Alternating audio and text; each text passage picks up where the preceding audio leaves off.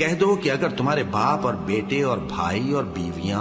اور خاندان والے اور مال جو تم کماتے ہو اور تجارت جس میں مندی سے ڈرتے ہو اور مکانات جن کو پسند کرتے ہو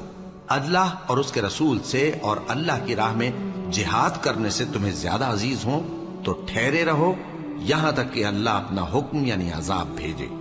اور اللہ نافرمان لوگوں کو ہدایت نہیں دیا کرتا۔ اللہ نے بہت سے موقعوں پر تم کو مدد دی ہے، اور جنگ حنین کے دن جب کہ تم کو اپنی جماعت کی کثرت پر غرہ تھا تو وہ تمہارے کچھ بھی کام نہ آئی، اور زمین باوجود اپنی فراخی کے تم پر تنگ ہو گئی، پھر تم پیٹ پھیر گئے۔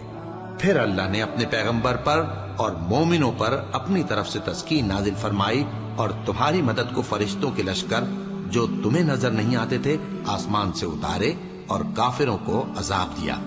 اور کفر کرنے والوں کی یہی سزا ہے۔ پھر اللہ اس کے بعد